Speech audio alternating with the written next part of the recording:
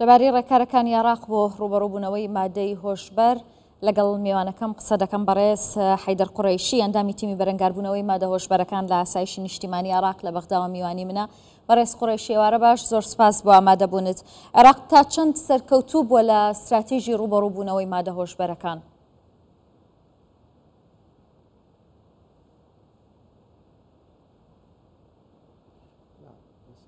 بەناوی خدای گەورە میهرەبان، سپاس بۆ کەناڵی کوردستان 24 کە ئەو دەفەتە پێداوین سەبارەت بە استراتیژیات عێراق دەستی بە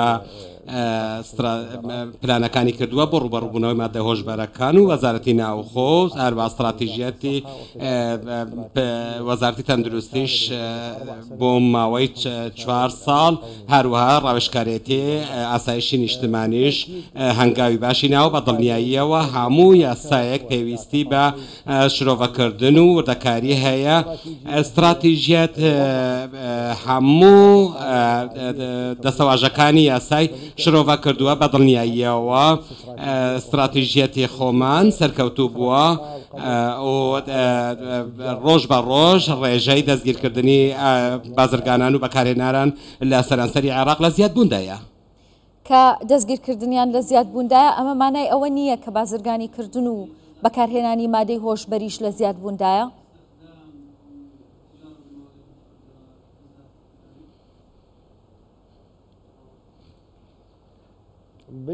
بەدڵنیاییەوە ڕاستە لە زیادبوونی بەردەوامدایە بازرگانی کردن یەکێکە لە بازرگانیە قازانجدارەکان هەرچەند ئەگەر نایاساییش بێت، بەڵام ئەمە بەهۆی ئەو بڕەپارە زۆرەی کە لە مامەڵە پێکردنەوە قازانج دەکەن لەو ڕوانگەیەوە خەڵک دەچیت پەنا بۆ ئەو بابەتە دەبات. بەڵام لە هێزەکانی وەزارەتی ناوخۆ و دەستگای دەستگای ڕوبەڕووبوونەوەی مادەی هۆشبەر و هێزەکانی دیکەی ئەمنی عێراق ئەوانیش ڕۆژ بە ڕۆژ چالاکتر دەبن بۆ ڕوبەڕووبوونەوەیان و دەستگیرکردنیان. بەڕێز قوڕیشی، ئەوانەی کە بازرگانی بە مادەی هۆشبەرەوە دەکەن و دەستگیر دەکرێن زیاتر بازرگانی نێودەوڵەتینیان نێوخۆیشن.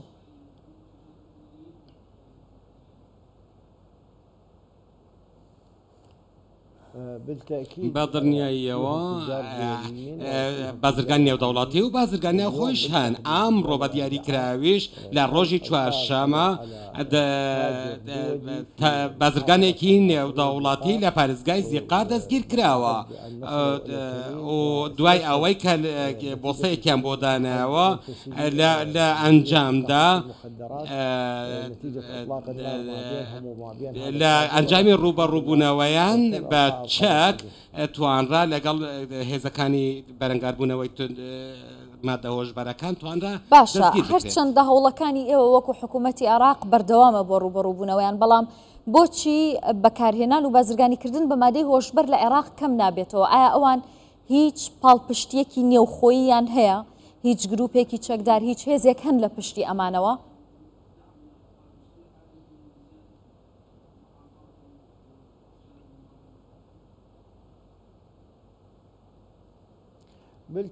بەدڵنیاییەوە هەندێک پاڵپشتی حکوومەت هەیە بۆ دەستگا ئەمنیەکان بە تایبەت لەم 2 ساڵەی دواییدا حکوومەتی بەڕێز محەممەد شیع سوودانی و وەزیری ناوخۆ لێرە پاڵپشتێکی گەورە هەیە. بەدڵنیاییەوە مەبەستی من ئەوە بوو پاڵپشتی بازرگانانی مادەی هۆشبەر دەکرێت هیچ پاڵپشتێکی نێوخۆیی شاراوەیان هەیە کە ئەوان بەردەوامن لە بازرگانی کردن؟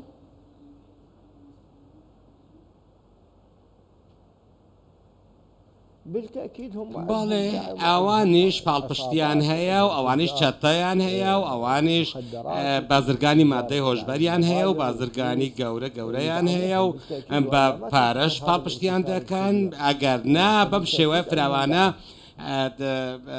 باڵی بەسەر وڵاتدا نەدەکێشە. بەدڵنیاییەوە پاڵپشتیان باشە. پێشتر ینی لە سنوورەکانەوە زیاتر ئەم مەترسیە هەبوو بۆ سەر عێراق، بەڵام ئێستا هەر لە ماوەی ڕابردوودا خۆتان دەستانگر بەسەر چەندین کەڵگەی بەرەمێنانی مادەی هۆشبەردا گەیشتۆتە ئەوەی کە لە نێو باخچەی ماڵاندام جۆرە لە ڕوەکانە دەڕوێنرێن. هۆکاری ئەمە چییە؟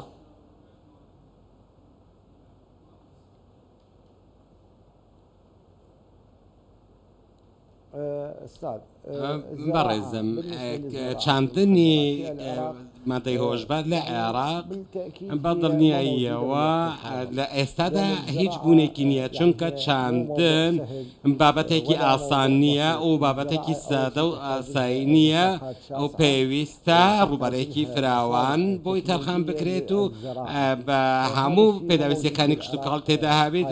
بۆیە ئێستا لە عێراقدا نەماوە کشتتوکاڵ، بەڵام دروستکردن دەتوانم بڵێم کە زۆرێک لەو شوێنانەی کە مادەی هۆشبەریان تێدا بەرهەم دەهێنرێت دەستیان بەسەرداگیراوە لە چەند پارێزگایەک و ژمارەیەک هەروەها لە چەندین ناوچەی دیکەش وەکو من دەتوانم بڵێم لە من ناوچەکانی باکووریش توانیویانە دەست بەسەر چەند کەسێکدا بگرن و بەسەر چەند کارگەیەکدا بگرن کارگەی بەرهەمێنانی. زۆر باشە بەڕێز قوڕیشی، خۆتان دەزانن دەستگیرکردنی و کەسانی کە بەکارهێنەری مادەی هۆشبەرن بەس نییە، ئەوان پێویستیان بەوەیە کە شانەوەیان بۆ بکرێت و جارێکی دیکە بخرێنەوە نێو کۆمەلگا. سنتەری لەو جۆرە پێشکەوتو لە عێراقدا هەیە کە جارێکی دیکەم کەسانە ئامادە بکاتەوە بۆی بگەڕێنەوە ناو کۆمەلگا و واز لە مادەی هۆشبەر بێنن؟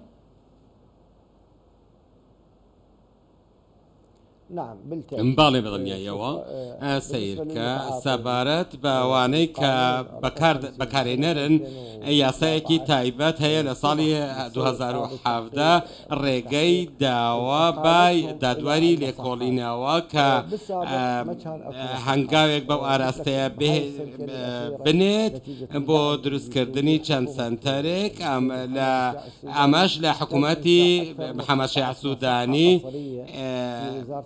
پاڵپشتی دەکرێت و 16 شوێن دیاری کراون کە سەر بە حکوومەتن و وەزارەتی تەندروستی تێیدا ئەرکی بەرپرسیارەتی دەگێڕێت و کار دەکات بۆ گەڕانەوەی ئەو کەسانە و کە بەکارهێنەری واز ئەو ماددانن هەروەها دەبێت و لەو کەسانە بکرێت یان ئەوەتە دەبێت یەکسەر ڕادستی واقعی خۆیان ببنیان ئەوەتە جارێکی دیکە نەگەڕێنەوە بۆ ئەر تاوانانە. هیچ ژمارەیەکت لە بەڕێز قوڕیشی پێم بڵێ لەو 16 ناوەندا چەند کەس چارەسەر وەردەگرن؟